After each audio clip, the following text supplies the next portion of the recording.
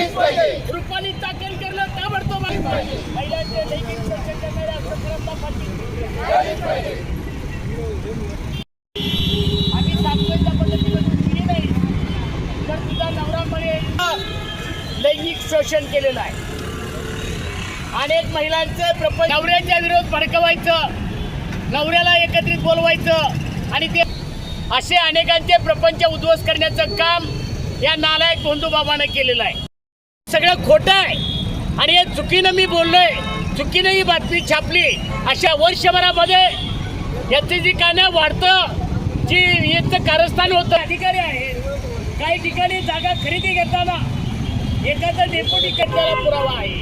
असे सातबारे सगळ्या पत्रकारांकडे मीडियावर असे अनेक जिल्ह्यामध्ये अनेक गावामध्ये भोंदूबाबा तुम्हाला आढळतील। त्यांना कुठेतरी बाबा आहे म्हणून सांगितलं, कुठेतरी आहे म्हणून सांगितलं, पक्षाचा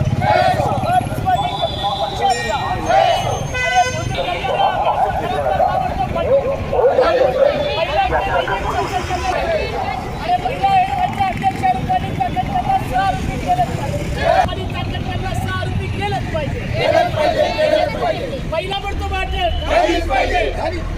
अशोक कदमला पाठीशी घालणाऱ्या राजकारण्याला पाठीशी घालणाऱ्या राजकारण्याला ताबडतोब अटक, रुपाली चाकणकरला ताबडतोब महिलांचे लैंगिक शोषण करणाऱ्या प्रकरणाला फाशी